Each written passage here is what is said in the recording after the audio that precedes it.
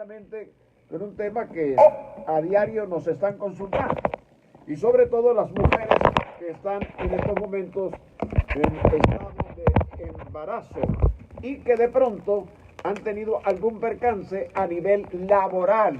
A pesar de estar en ese estado, pues sufren problemas laboralmente hablando.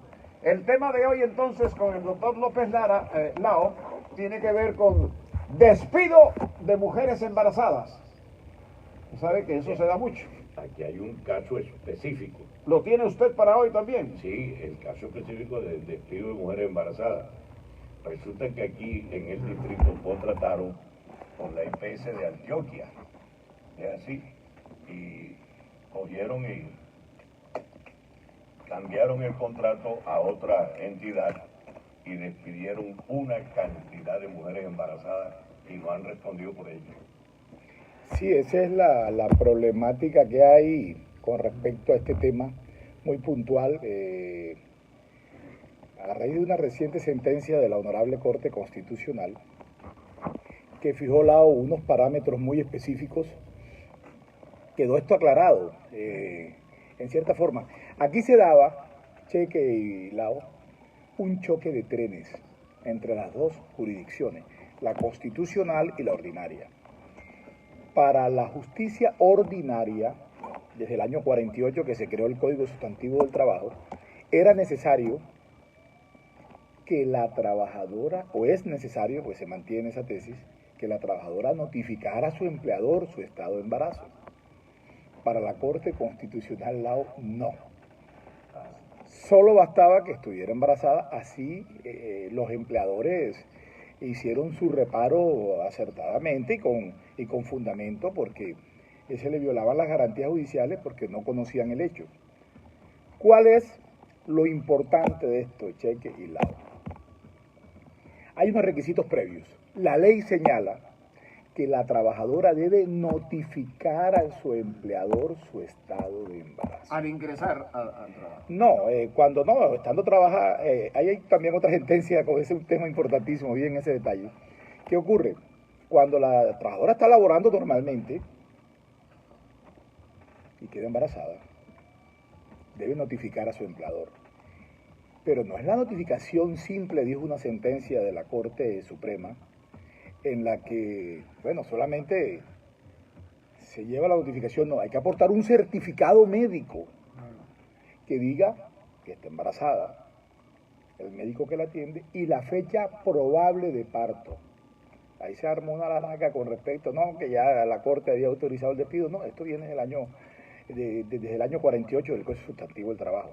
Pero ¿qué ocurre? La Constitucional sí, y había una queja fundamentada de los empleadores, porque no, yo estoy embarazada y tal, o la trabajadora estaba laborando al lado, y cuando la retiraron, que ella decía, no, que yo estoy embarazada.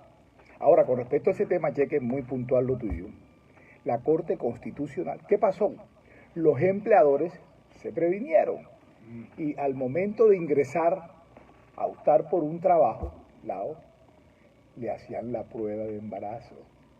La Corte Constitucional dijo que esto era ilegal porque violaba el artículo 15 de la Constitución, el derecho al buen nombre, a la intimidad, y el artículo 16, el libre desarrollo de la personalidad. Y les prohibió a los empleadores hacerle la práctica al momento de ingresar. Eso ¿por qué? Pero hay una cosa, doctor López Lara. ¿Sí? Una mujer no anuncia a su empleador que está embarazada, pero ella está embarazada.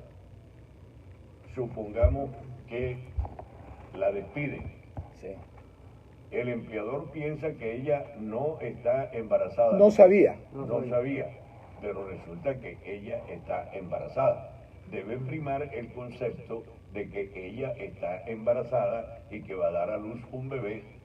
No, eso fue lo que precisamente aclaró. Había una sentencia, es que la Corte Constitucional, es más, en la sentencia de unificación SU 070, se planteó esta situación y la Corte Constitucional protegía esa situación.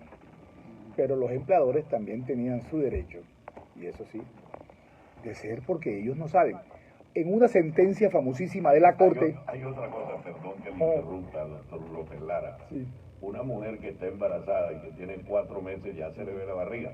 Hay unos aspectos en que de pronto no. No. A eso me iba a referir. A eso me iba a referir. Lao, eso fue un tema que se debatió en la Corte, el cheque, de que la mujer tenía, el hecho que tenga un abultamiento del abdomen no quiere decir que esté embarazada. De pronto puede tener una obesidad mórbida y eso no implica que esté embarazada. Y la Corte lo dijo y eso es claro. Y hay muchas veces, tú ves la persona, la mujer con el vientre abultado, ello no significa, ni de ello se infiere que esté embarazada. Esos temas todos, es más, se protegía o se protege como tal en los contratos de prestación de servicio, donde supuestamente no hay una relación laboral contractual directa, porque la prestación de servicio es una contratación civil y se protege el embarazo. Lo que pasa es que hay que hacer los mecanismos de ley, que eso es lo correcto, los mecanismos de ley, pero para mí, en un concepto muy particular, está correcto, porque hay mucho inconveniente y había muchos abusos, o la trabajadora que sabía que ya su contrato iba a terminar, y se hacía embarazar. Clara, una mujer que está embarazada oculta su embarazo de pronto con el hecho pensado para que la voten y entonces demanda. Bueno, podría ser, pero no tendría sentido. Porque, ¿qué tal que vaya una tutela a un juez constitucional y el juez constitucional le falle en contra? Ella lo que tiene que hacer, y eso le vamos a decir a la ciudadanía femenina que nos escucha, es que por favor notifiquen con los parámetros de lo que le estamos diciendo y se acabó el problema. Ella lo que tiene que hacer es notificar para que no lo despida. Bueno, en gracia y discusión, ella esconde, oculta ese hecho y no notifica a su empleador. El problema donde ella de pronto tiene la dificultad de notificar es como usted lo dijo, usted remitió ese hecho al buen nombre. ¿Qué quiere decir eso? Que hay una muchacha que no está casada, que tiene un novio y salió embarazada. Entonces, y está trabajando. Derecho a la intimidad. Porque, sí, ¿qué problema? Sí, hey, estoy embarazada. Ninguno. Pero si es una muchacha que incluso está estudiando en la universidad, está viviendo con su papá y con su mamá, sí, y ella sale embarazada y no quiere que nadie sepa. Ese es otro tema. Otro tema, pero ya escapa del campo laboral como tal, porque ya es una situación ya de libre desarrollo de la personalidad que en su momento. Claro, hay un oyente en la línea, seguramente quiere hacer una pregunta. Lo escucha el doctor López Lara. Buenos días. Buenos días para todos. Sí, señor. Buenos días. Bueno, especialmente al doctor Lara. Sí, señor. Resulta de que me incluyo yo porque eso me pasa a mí. Sí. La empresa tiene convenio con una cooperativa. Dicha cooperativa, supuestamente en el pagaré que firma uno para que le hagan el préstamo y esa cuestión, usted sabe que uno a veces no lee la letra esa menuda. Sí, claro. Ellos le dicen a uno de que en el pagaré hay una cláusula de que si usted no paga, o sea, si usted le sirve de comedor a un compañero, el compañero se retira o lo puede conseguir causa y el dinero que tiene ahí de la liquidación no le alcanza para pagar en la totalidad del monto que le prestaron, el cobrador responde. Y resulta de que el cobrador tiene también un crédito y hace un acuerdo con ellos de que, o sea, el monto de 221 mensual, cuota mensual de 221. Pero entonces, acordando con ellos, el cobrador acordó que le descontaran la mitad de la cuota del que se le está pagando. Le descuentan la cuota de él y los 110,000 del que quedó para debiendo. Entonces, ellos aducen cuando a uno le van a pagar las primas, le van a pagar las vacaciones o algo, ellos vienen y entonces le mandan un comunicado a la empresa para que la empresa le descuente a uno hasta 3 cuotas adicionales a la descuenta. Porque ellos dicen de que eso está estipulado ahí en el en el pagaré que uno firmó. ¿Qué veracidad tiene eso, doctor? ¿Eso es viable que le descuente a uno de las primas y de las vacaciones? Claro, la ley laboral regula específicamente estos descuentos y los embargos. Aplica únicamente en el evento de las prestaciones sociales que regula el artículo 344 del Código Administrativo del Trabajo. Aplica sobre alimentos y cooperativas legalmente autorizadas, y esas son cooperativas. Entonces el descuento es viable. Lo que hay que hacer es tratar, y mucha gente abusa de este tema. Entonces los empleadores por ley están autorizados a efectuar esos descuentos y no es ilegal, son absolutamente legales en esos dos temas, alimento y cooperativa legalmente autorizadas. Como son cooperativas legalmente autorizadas, el descuento es válido.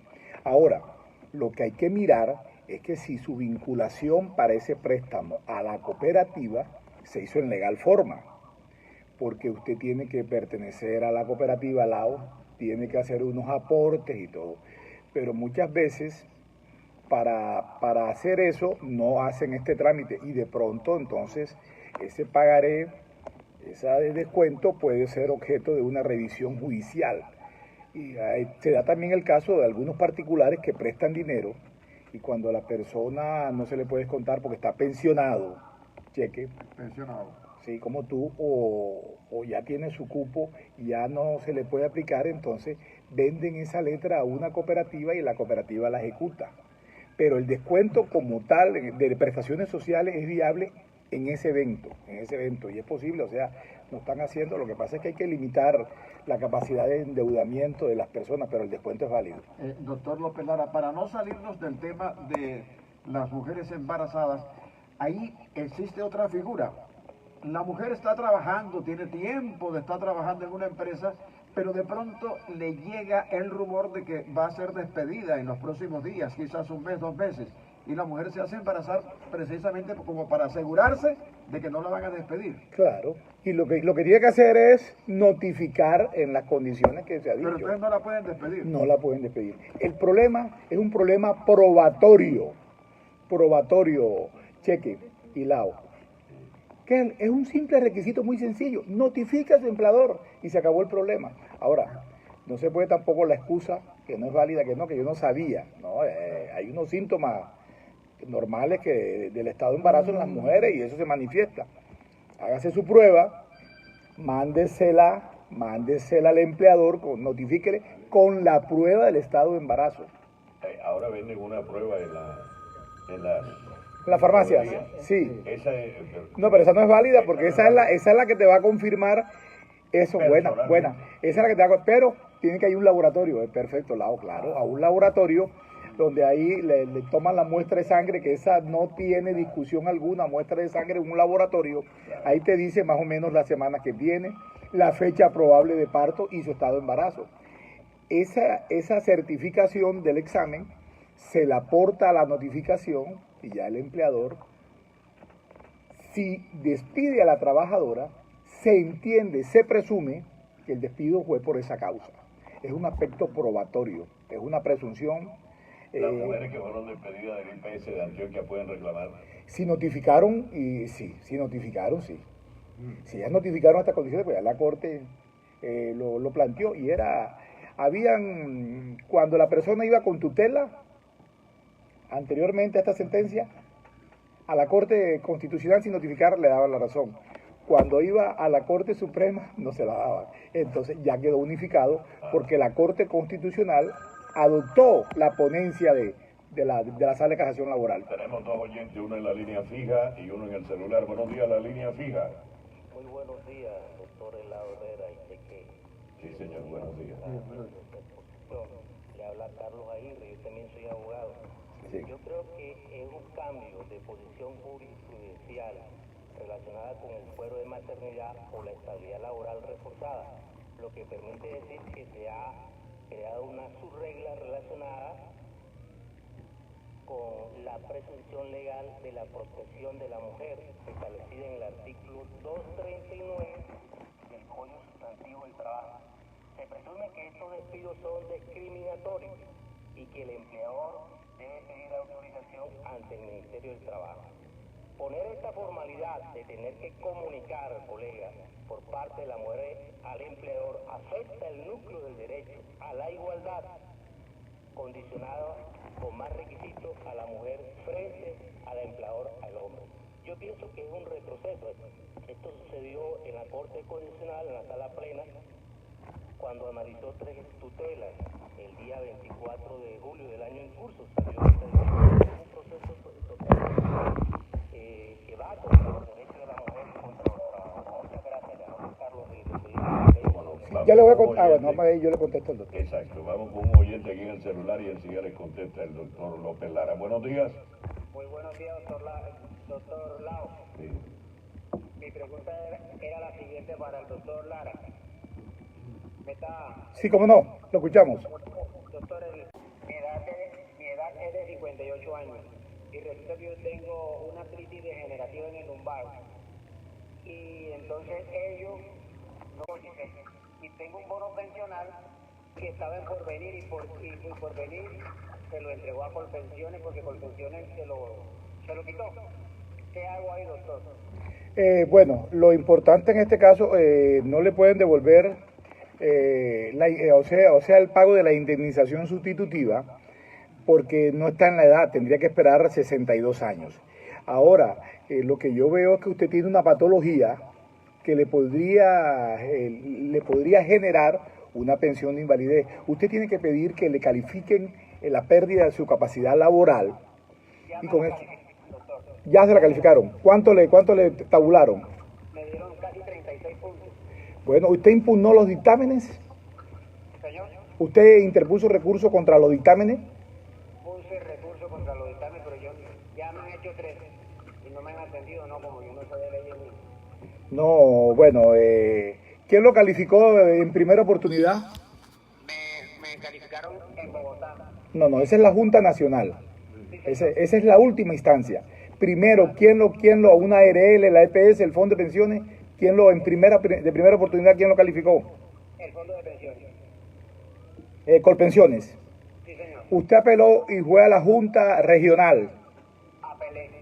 Me dieron el otro examen que van 2 exámenes. Y la Nacional, Me mandaron para Bogotá. y la Nacional ratificó el 36%. Sí, señor. Sí, efectivamente, usted lo que tiene que hacer es presentar una demanda ordinaria laboral, si hay derecho a ello, contra los dictámenes. La última instancia la dirime el juez laboral, que es el que va a mirar la viabilidad de su pérdida de su capacidad laboral y si tiene derecho, el juez laboral ordena el reconocimiento de la pensión por invalidez. Usted tiene todavía pendiente esa instancia. Y en torno a lo que dijo el otro señor. Con respecto a lo que dice el doctor Carlos Aguirre, sí, efectivamente. Es un cambio, yo lo dije, que había un choque de trenes y un cambio jurisprudencial. La cosa es que se remiten a concepto. Y hay 3 sentencias últimas, Lau y Cheque, que la Corte cambió totalmente la jurisprudencia. La Sala de Casación Laboral de la Corte Suprema de Justicia.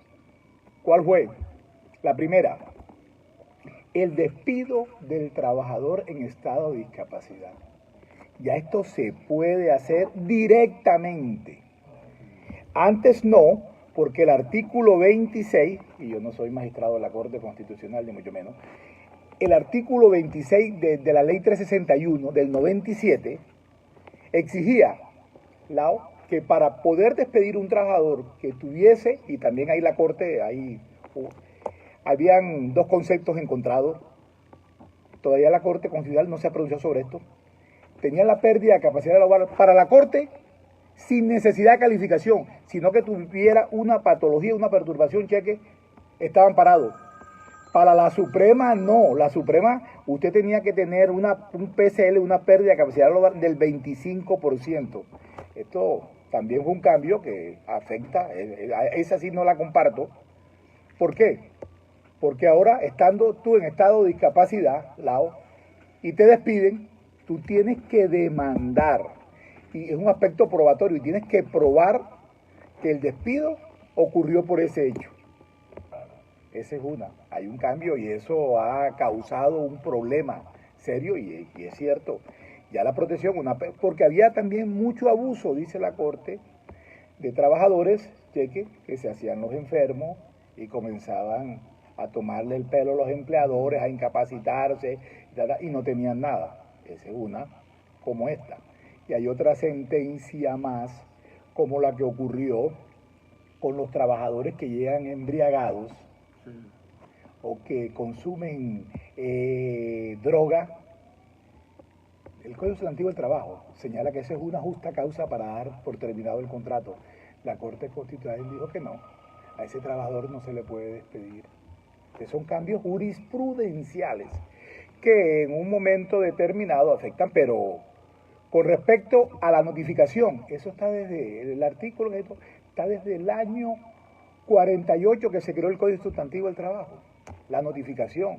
Y en mi sentir, y la Corte está apuntando ya, por eso hay que alertar a la ciudadanía a un aspecto probatorio en esto, que debe probarse como ocurre con el estado de discapacidad. Hoy el tipo está en estado de discapacidad, lo despiden, ya no tiene el reintegro directo, cheque, tiene que demandar y tiene que probar que el despido fue por esta justa causa. Antes no, el empleador tenía que ir donde el inspector del trabajo a que... Doctor López Lara, ¿qué me preocupa? Los abusos. No, a mí me preocupa una cosa, que cada día hay una distancia entre lo justo y lo legal. Totalmente. Y sabe una cosa, resulta que para mí puede ser jurisprudencial, y me perdona, puede ser jurisprudencial, puede ser el sumum de la inteligencia humana, pero que despidan a una mujer embarazada, eso no lo podremos aceptar jamás. No, Lao. Así digan que, ojo, que no notificó.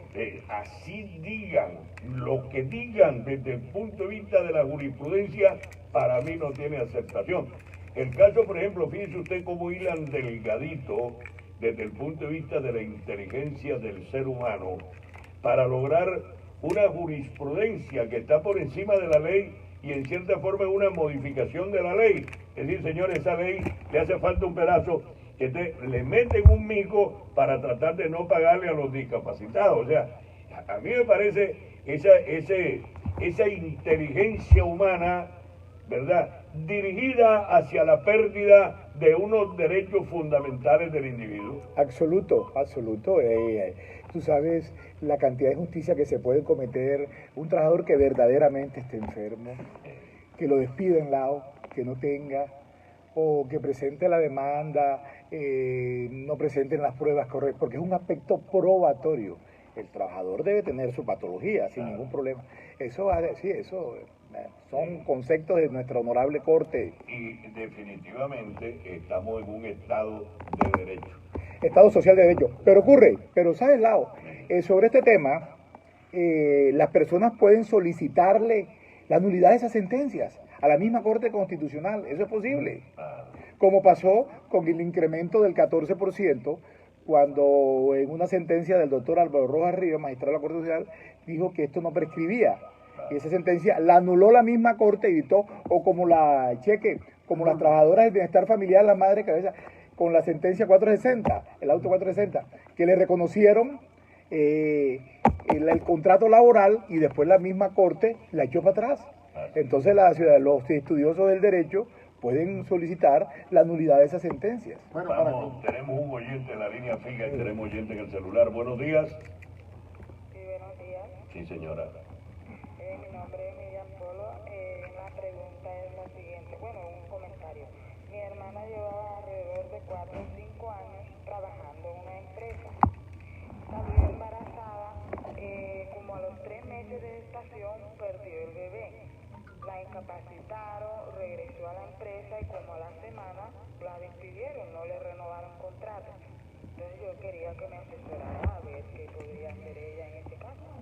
Entre la fecha y lo relativo al despido, ¿qué tiempo transcurrió?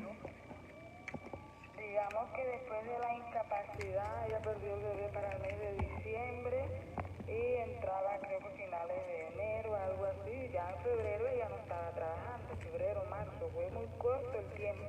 ¿Y qué contrato tenía ella? Bueno, cada año lo renovaba. ¿A término fijo? Ajá, sí. A término fijo, no, ya tendría la oportunidad de reclamar, porque hay una situación extensiva. Sí se podría reclamar ese evento. Es un aspecto netamente probatorio, como lo estamos diciendo. La Corte varió la protección directa que tenía la persona, la mujer, por el simple hecho directo de estar embarazada. Que, como ya lo he dicho, la Corte Constitucional tenía un concepto, la Corte Suprema tenía otro. Hoy la Corte Constitucional acogió el concepto de la Corte Suprema, que es el ordinario, que es un aspecto netamente probatorio, pero sí ella puede reclamar el reintegro, que eso es lo que deviene ahí con respecto a la estabilidad laboral reforzada por esa situación. Doctor López Lara, nos están escribiendo solicitando su teléfono. Bueno, vamos a aprovechar la oportunidad, Lau, para hacer una claridad. Le vamos a dar el teléfono. Yo muy gentilmente por este medio los voy a atender, pero por las tardes a partir de 2. Les aclaro a las personas que esto es una labor social, muy gentilmente. Yo no tengo ninguna vinculación contractual con RCN porque están pidiéndome para venir aquí, a que yo los atienda aquí. Yo no tengo oficina aquí, yo tengo mi oficina. Yo los atiendo sin ningún costo, con el mayor ánimo, un humilde concepto. Aclarado también que trato de ayudar a las personas. Si las personas tienen abogado, para que quede claro, no voy a desplazar a ningún colega que tenga un proceso, eso que quede clarísimo por razones de ética. Yo voy a ayudar, no soy Harry Potter, si tienen un negocio perdido no se lo voy a revivir, ni mucho menos. El teléfono es 315-727-4678. La oficina, calle 39, número 43123, piso 12, penthouse número 2.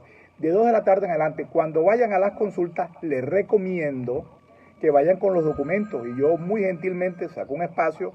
Eso no tiene ningún costo. Yo les colaboro por las tardes, porque llamó una señora toda disgustada y quería que la atendiera en un momento determinado, porque yo la mañana tengo audiencia y me daría pena que me llamen por cuestiones de simple elegancia jurídica, atenderlo como debe ser. Muchas gracias, doctor López Lara. El doctor López Lara viene los martes. Los martes. Los martes. Aquí está el doctor López Lara los martes. Nos vamos a la pausa y ya retornamos.